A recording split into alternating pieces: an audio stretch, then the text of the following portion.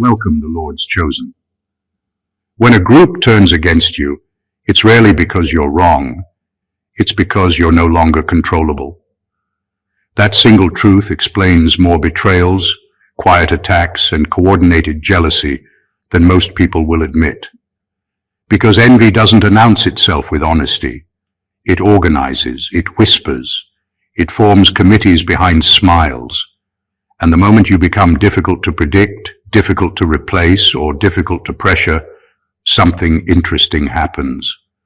The same people who once tolerated you start watching you very closely. Here's a fact most people don't like hearing.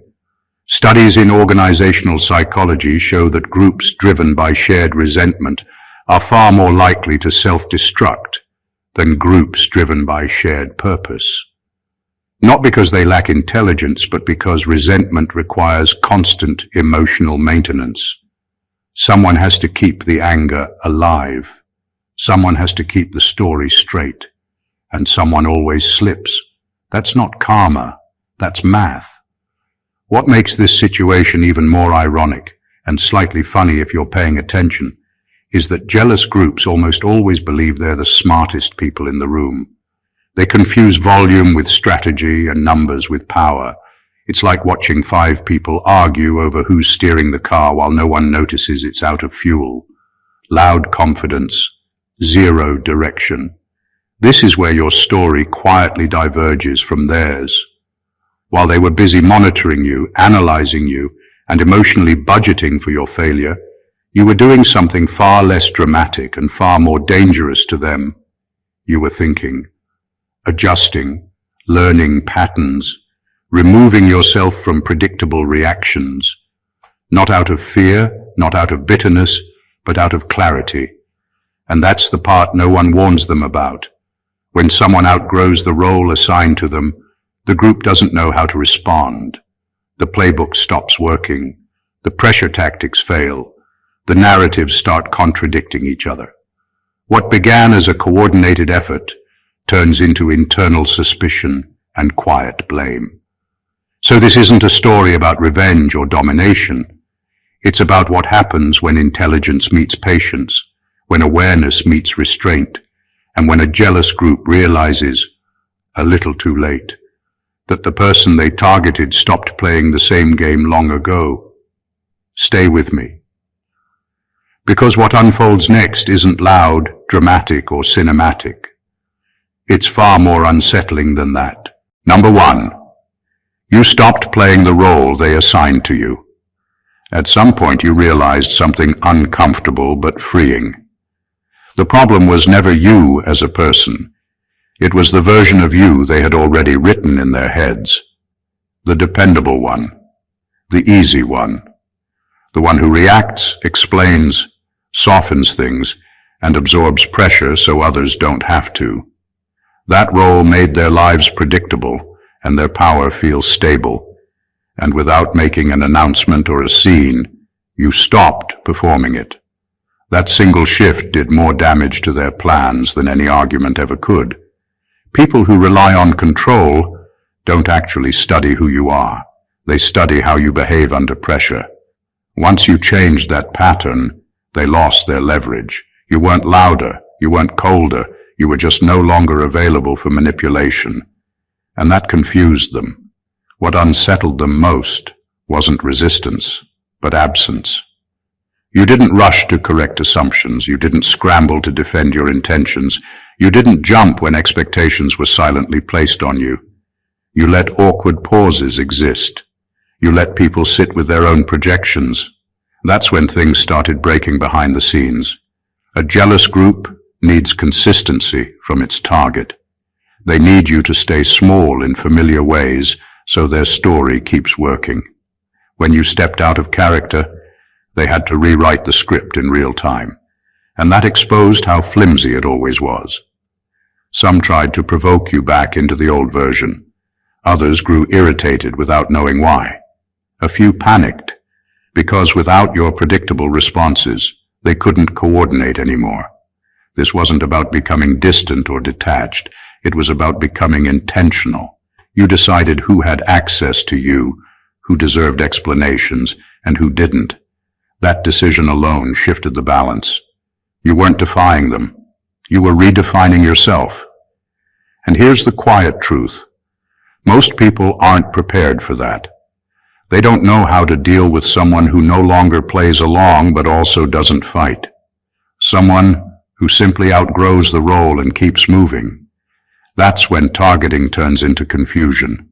Confusion turns into mistakes, and mistakes turn inward. You didn't beat them by force. You beat them by refusing to be who they needed you to stay. Number 2, you learned their weakness was coordination, not intelligence.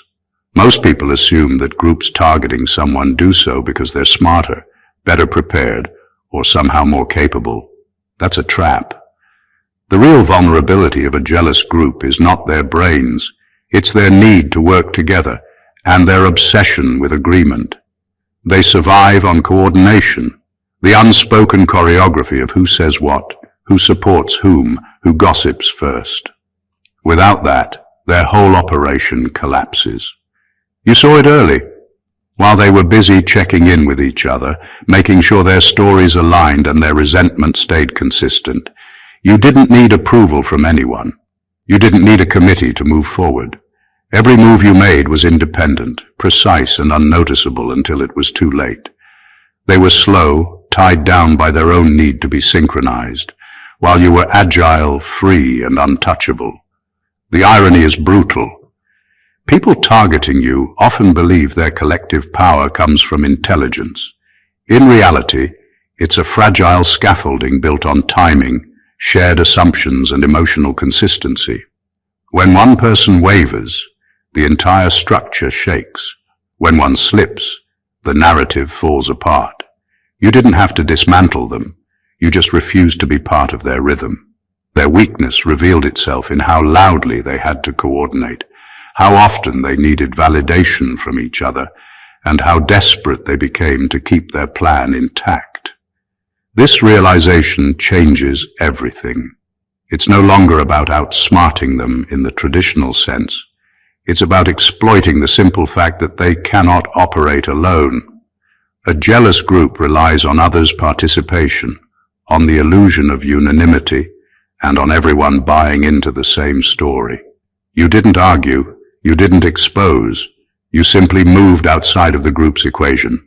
And slowly, almost imperceptibly, their coordination crumbled. Confusion set in, friction emerged, blame shifted, and what once looked like a united front turned into a quiet mess. Their intelligence never failed them. Their dependence on each other did. Recognizing this subtle vulnerability, the one they never saw in themselves, was the moment you gained a power they could never predict. You didn't just survive. You became untouchable within a system that relied on everyone else playing exactly the same game. Number 3, you didn't expose them. You let them overexpose themselves. One of the most powerful moves you made wasn't an action at all. It was patience. While most people think winning against jealousy requires confrontation, shouting, or revealing hidden truths, the real advantage comes from stepping back and letting the other side reveal everything on their own. People who scheme thrive on secrecy, but they also have a fatal flaw: their need to justify themselves, to be believed, and to coordinate lies. You didn't have to do a thing. They did it for you. They underestimated how easily people can betray themselves when they believe they're untouchable. Every whispered conversation, every over-explained story, every frantic attempt to control perception was a window into their methods, weaknesses, and motivations. While they were busy proving their point, covering their tracks, and maintaining their narrative, you were observing, learning, and positioning yourself without leaving a trace. You didn't attack. You watched. And the information they spilled in their own clumsiness was more powerful than any strategy you could have manufactured. The brilliance of this approach is its subtlety. It doesn't feel like power in the moment. It looks like inaction. That's why it's so effective. People who are jealous assume passivity equals weakness, but in reality, it's a mirror reflecting their incompetence. The more they act, the more they contradict themselves. The more they plot, the more obvious their motives become. All you needed to do was step aside and refuse to participate in the game they thought they were controlling. And eventually cracks appear. People who were once confident start second-guessing each other.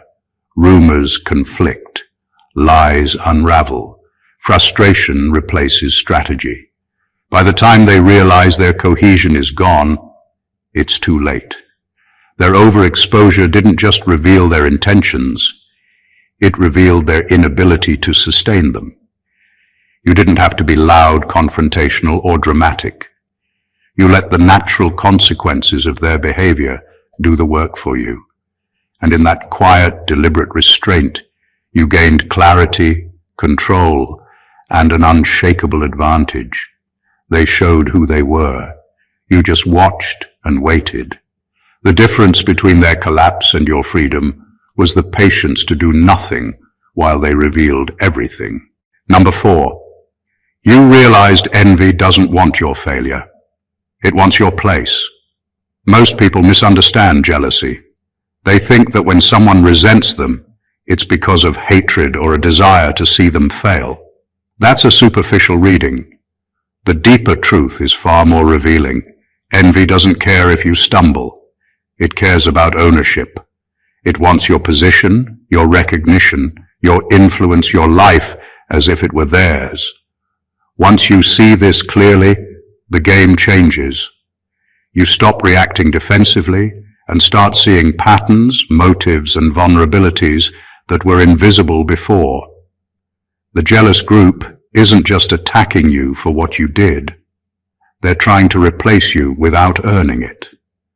They want to occupy the space you've built, the credibility you've earned, and the attention others give you, all while doing less work, taking fewer risks and hoping no one notices the theft. That's why their attacks feel so personal and so urgent. They're not angry at mistakes. They're angry that you exist in a way they can't replicate. Once you internalize this, you stop taking their behavior personally in the conventional sense. You stop trying to justify yourself or prove your worth. You stop scrambling to fix their perception of you because you understand their goal was never acknowledgement. It was replacement. And that awareness changes everything. Suddenly, every move you make isn't defensive, it's strategic. You build around your strengths, reinforce your boundaries, and quietly make it impossible for them to occupy your place. This realization also explains why jealous groups often self-destruct. Their energy is spent not on building or improving themselves, but on displacing you. The more they chase your position, the more mistakes they make, the more exposure they create, and the more obvious their intentions become. Meanwhile, your focus remains forward, unclouded by their fixation, and your influence quietly grows while their attempts falter. Understanding this truth, that envy is about substitution, not destruction, gives you an enormous advantage. It's not about reacting. It's about observing, protecting your space, and letting their hunger for your place dismantle their cohesion.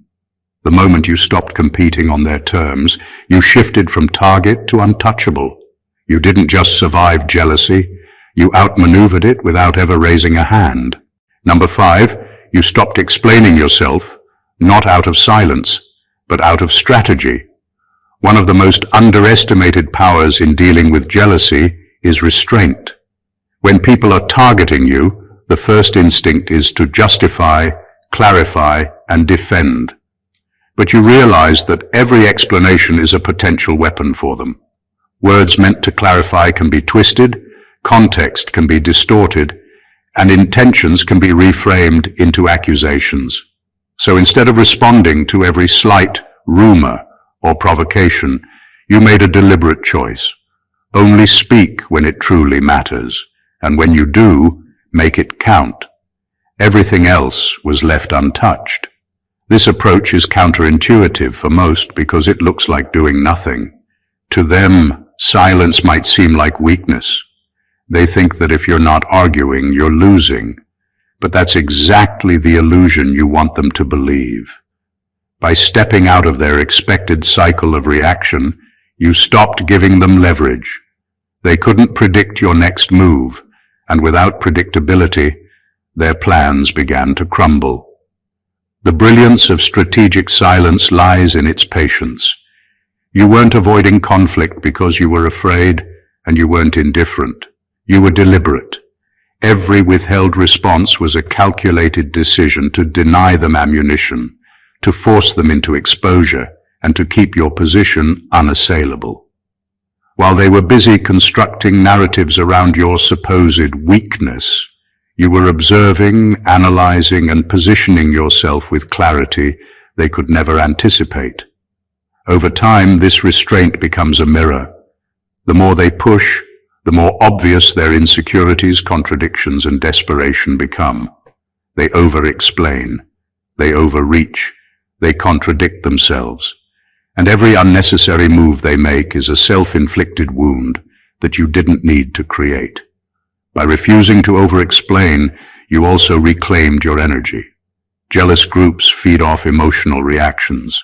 When you refuse to provide them, their strategies collapse.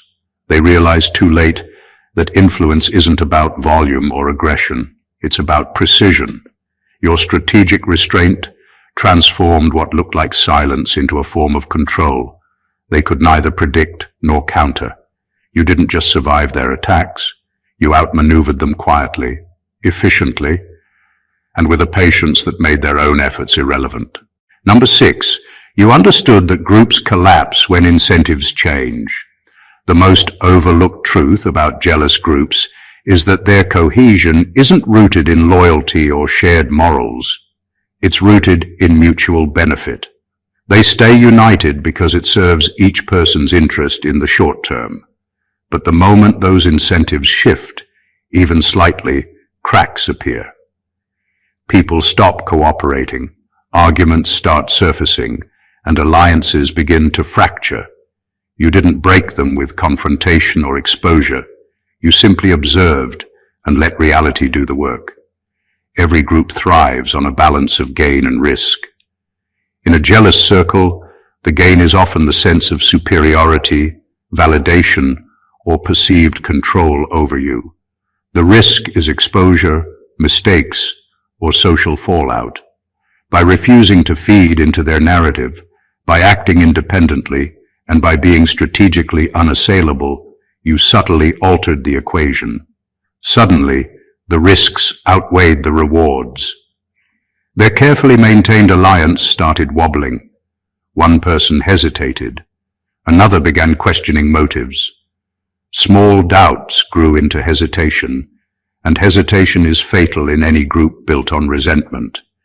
This is where the genius of patience and observation becomes clear. You didn't need to fight. You didn't need to confront. Their own internal logic, when tested by changing conditions, began to unravel. People who were once loud and coordinated became cautious and contradictory.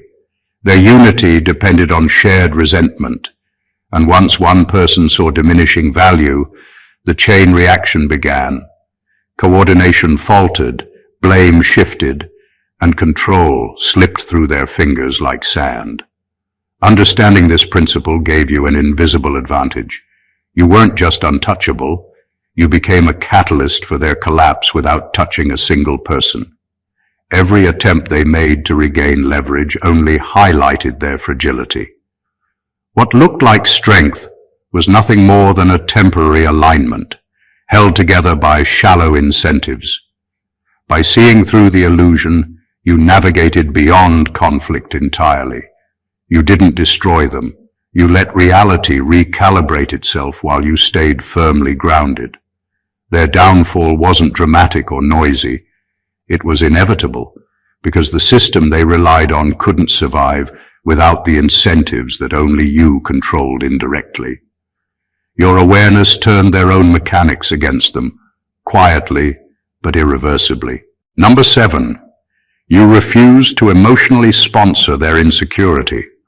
One of the most subtle yet devastating advantages you gained was realizing that jealous people survive on emotional fuel, and you stopped providing it. Most targets instinctively react. They get angry, defensive, anxious, or overly explanatory. They invest energy trying to prove themselves or calm the storm. You did the opposite. You understood that their attacks weren't about truth or fairness. They were about feeding their own need for validation, superiority, and attention. Once you stopped giving them that energy, their entire strategy lost momentum. This refusal isn't about being cold or indifferent. It's about being precise. You didn't waste a single thought or word on trying to comfort or reason with people whose goal was displacement, not understanding. Every reaction you withheld, every tension you refused to absorb, forced them to confront themselves. Their frustration, confusion, and internal pressure intensified, and they had nobody else to blame. Suddenly, the emotional economy they relied on began collapsing.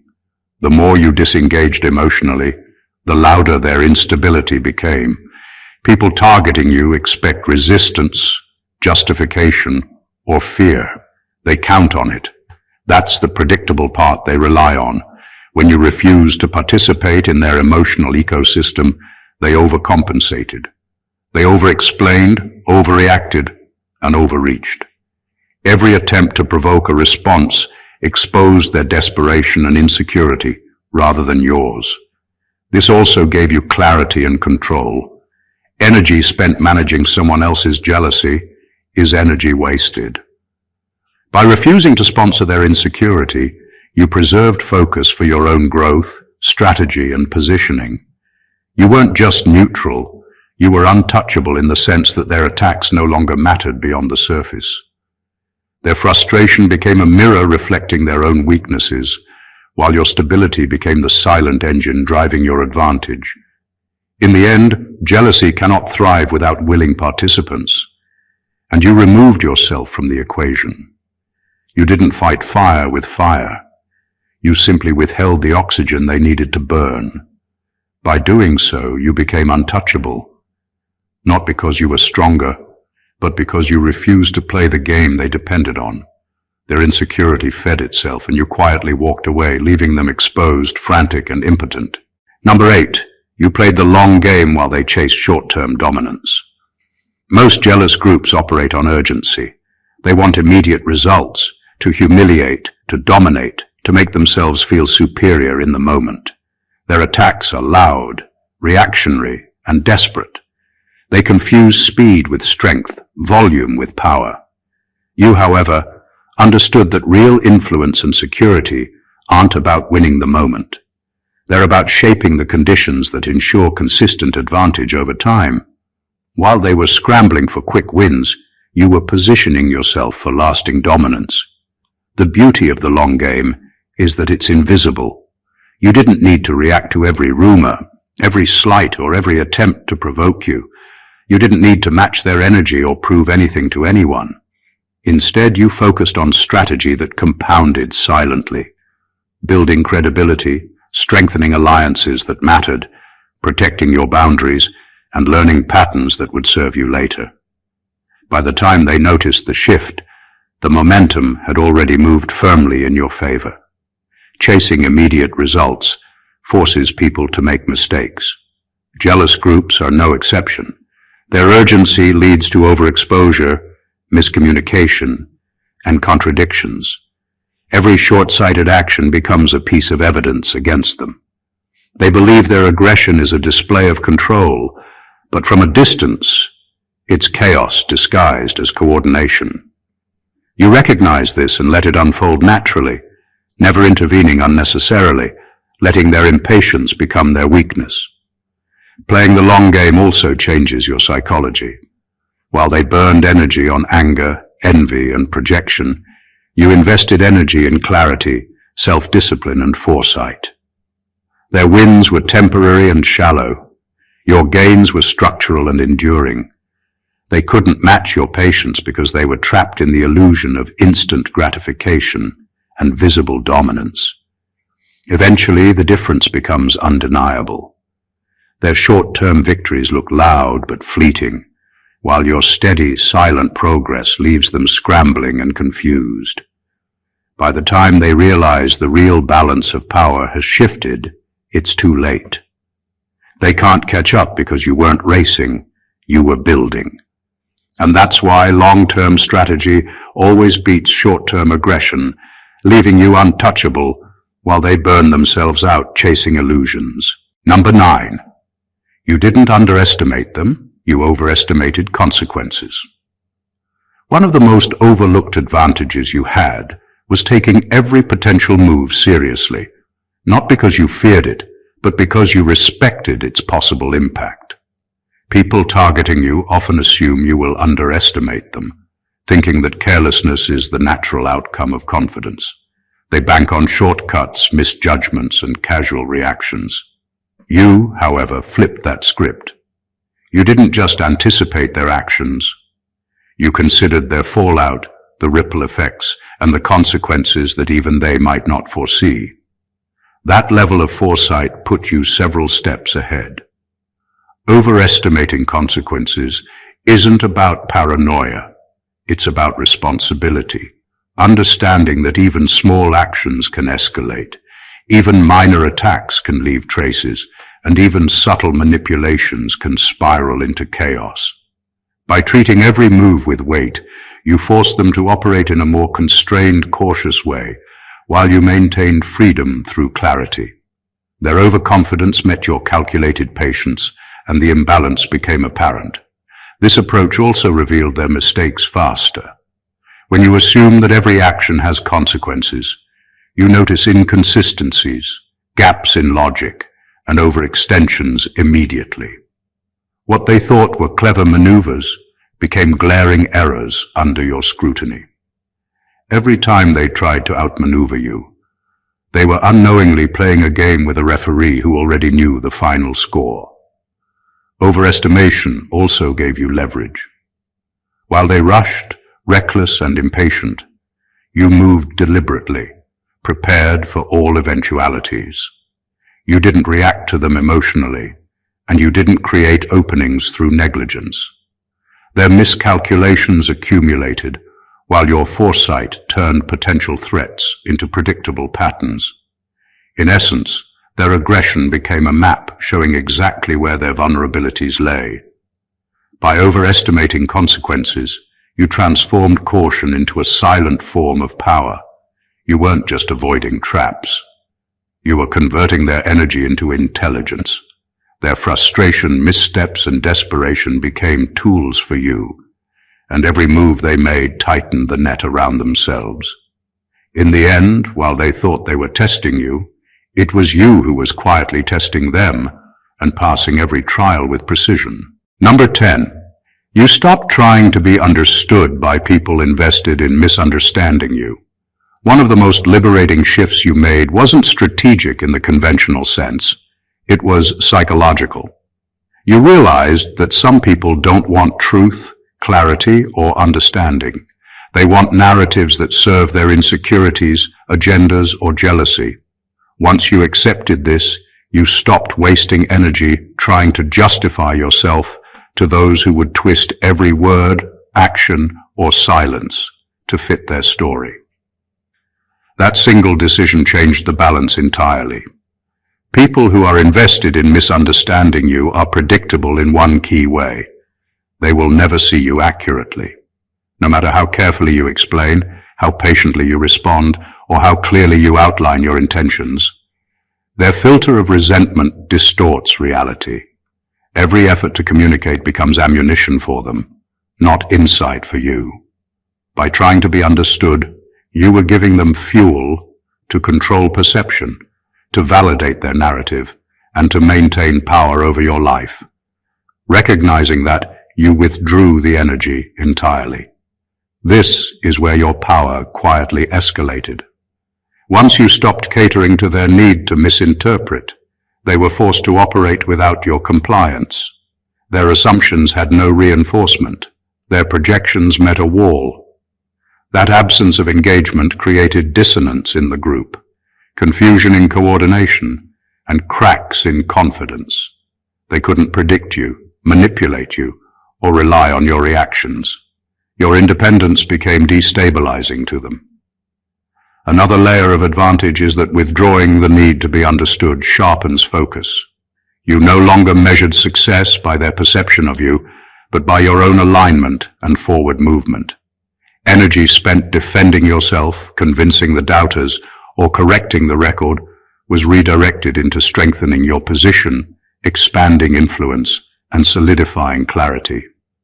Meanwhile, their obsession with misunderstanding only deepened their mistakes. By letting go of the expectation to be seen as they wanted, you forced the group to face the consequences of their own insecurities. You didn't attack, you didn't argue, you simply stepped outside their illusion. And that step, subtle as it seems, turned you from target to untouchable, leaving them scrambling in a narrative that only they could believe. Number 11. You noticed envy gets louder right before it collapses. Jealousy has a rhythm, and the louder it becomes, the closer it is to breaking. You observed this early on. People targeting you often escalate their behavior. Louder accusations, more frequent attacks, frantic gossip, desperate positioning. Not because they are stronger, but because they are unraveling. Their volume is a signal, not a threat. While others might panic, you understood that noise often precedes collapse. The more they tried to assert control, the more obvious their desperation became. This loudness is a self-revealing mechanism. When someone is genuinely confident, they don't need to shout. They don't need to rally others around minor grievances or keep reiterating their point. But jealousy thrives on performance. It needs witnesses, reinforcements, and constant validation. That's why, as a group targeting you grows more agitated, it's a sign of internal instability. Each overreaction, each repeated accusation, each hurried move exposes the cracks they've been trying to hide. Your advantage came from recognizing the pattern and refusing to feed into it. While they escalated, you maintained consistency, patience, and observation. You didn't engage in the performance they craved, and that made their noise meaningless. Their frantic attempts to manipulate perception only revealed more of their weaknesses. Every dramatic move they made amplified their own instability. This also gave you insight into timing. You learned that intervention isn't about reacting to the loudest moment. It's about knowing when the storm has exhausted itself, when the panic has fractured coordination, and when their own escalation has created openings. The louder they grow, the more you see the precise moment to act or consolidate without ever needing to shout back. By noticing that envy reaches its peak just before collapse, you gained a predictive advantage. Their noise became a map, their desperation a guide.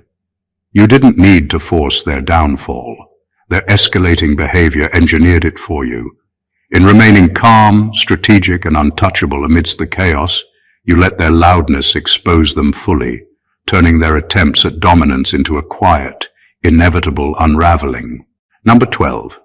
You became costly to interfere with. One of the most powerful shifts in dealing with a jealous group wasn't about confrontation, cleverness, or even exposure.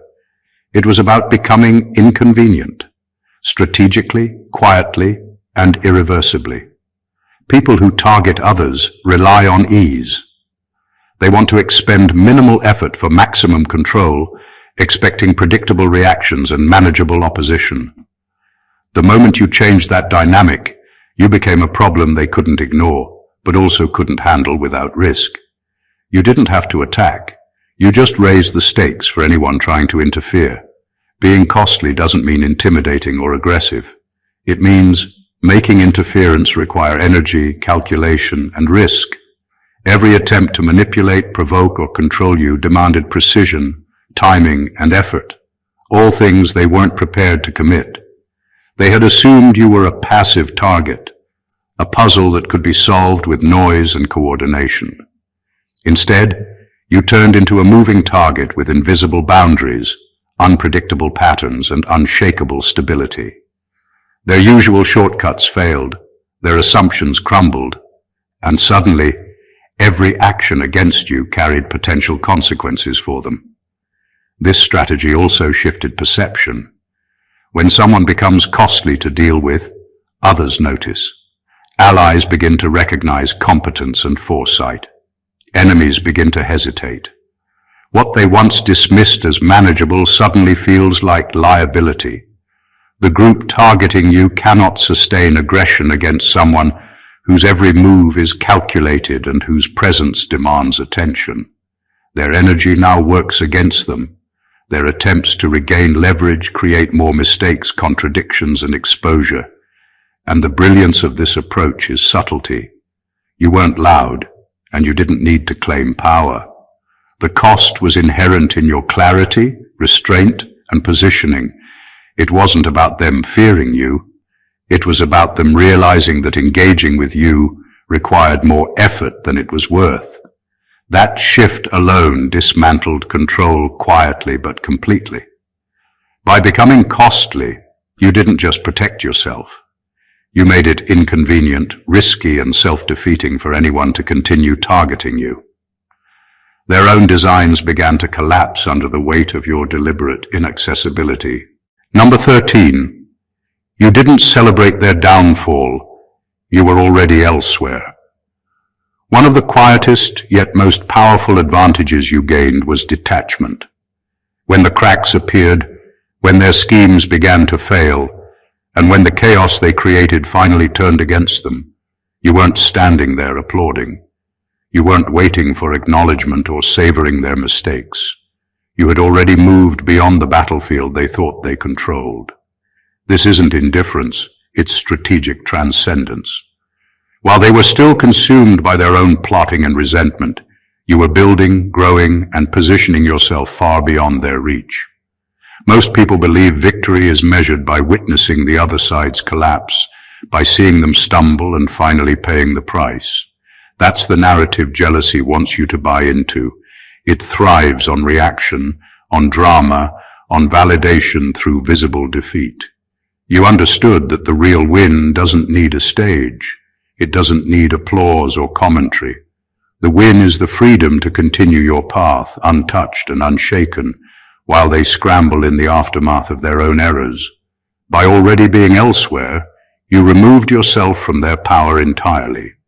Their mistakes no longer affected you emotionally, socially, or strategically. The energy they spent attempting to manipulate, provoke, or undermine you had no leverage. You had reclaimed time, focus, and influence that they could not reach, leaving them isolated in a narrative they thought would ensnare you. Their downfall became a consequence of their own choices, not of your retaliation, and that made it unstoppable. This detachment also sends a subtle message without words. Control is internal, not external. You don't need to dominate, expose, or confront to succeed. You simply continue forward while the chaos they created consumes them. Their collapse becomes irrelevant to you because you are no longer bound to their expectations or dramas.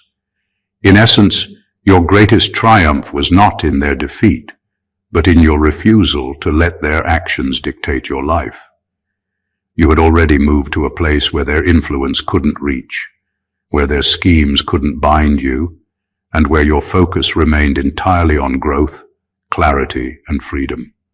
You won quietly, profoundly, and irreversibly. And number 14. You learned that outsmarting enemies often looks boring from the outside. One of the hardest truths to grasp, and one of the most effective, is that real strategy rarely resembles drama. Outsiders expect victories to be flashy, confrontations to be loud, and revenge to be spectacular. But the way you outsmarted your enemies was quiet, deliberate, and almost invisible. From the outside, it might have looked like patience, inaction, or even indifference. That's exactly why it worked. Real power doesn't need an audience, and real control doesn't announce itself. The brilliance of this approach lies in its subtlety. Every move you made was calculated, precise, and unhurried. You weren't reacting emotionally or trying to prove yourself. You were observing patterns, understanding weaknesses, and positioning yourself where their influence couldn't reach. While they were busy performing for attention, gossiping, coordinating attacks, or seeking validation, you were building resilience, credibility, and strategic advantage. Their energy was loud, visible, and expendable. Yours was silent, invisible, and compounding. What makes this method so devastating is how it disrupts expectations. People targeting you were counting on drama, mistakes, and reactive behavior. They expected that inaction would be weakness, that patience would be dull, and that silence would invite attack. Instead, every attempt to manipulate, provoke, or corner you only highlighted their own errors. Their frustration grew, their coordination faltered, and their plans unraveled, all while you maintained the same consistent, unshakable course. Being boring on the outside doesn't mean being passive. It means prioritizing outcomes over appearances, strategy over emotion, and long-term advantage over instant gratification. It's about understanding that influence, power, and freedom rarely need spectacle to succeed. By the time their schemes collapsed, you were far ahead, unaffected by the chaos, and untouched by their attempts to control your path. Outsmarting enemies isn't about noise, flash, or drama. It's about patience, awareness, and silent, relentless execution. What looks boring from the outside is often the most unstoppable force at work, quietly dismantling opposition and securing victory that no one else even notices until it's complete. What all of this reveals is a truth most people overlook. True power isn't loud, flashy, or reactive.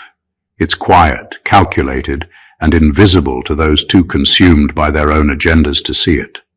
Outsmarting enemies isn't about revenge, confrontation, or dramatic victories.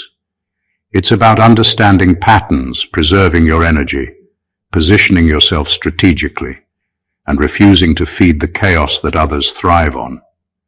You don't win by fighting their game. You win by refusing to play it and letting their own weaknesses unravel them. From stepping out of the role they assigned you, to exploiting the fragility of their coordination, to letting their desperation expose them, every move was deliberate. You protected your energy, maintained clarity, and strengthened your position while they burned theirs in noise, fear, and overreach. You didn't react to envy, you observed it. You didn't chase drama, you built leverage. You didn't wait for their downfall to celebrate. You were already ahead, untouchable and unshakable. This is the art of strategic mastery, recognizing that patience, restraint, and awareness are far more powerful than aggression, anger, or immediate gratification. By understanding their motives, overestimating consequences, and refusing to participate in their illusions, you didn't just survive. You rose above them. Their chaos became your guide, their mistakes became your advantage, and their envy became irrelevant because you operated on a higher plane of insight and control. If this breakdown helped you see the invisible dynamics of power and strategy, make sure you stay connected. Hit that subscribe button so you never miss the insights that give you the edge. Like this video if it resonated, share it with someone who needs to understand the quiet art of outsmarting challenges, and drop a comment to share your thoughts or experiences. Every action you take here strengthens your awareness, just like the strategies we explored, because being untouchable isn't luck. It's knowing how to play the game smarter than anyone else. Stay blessed always.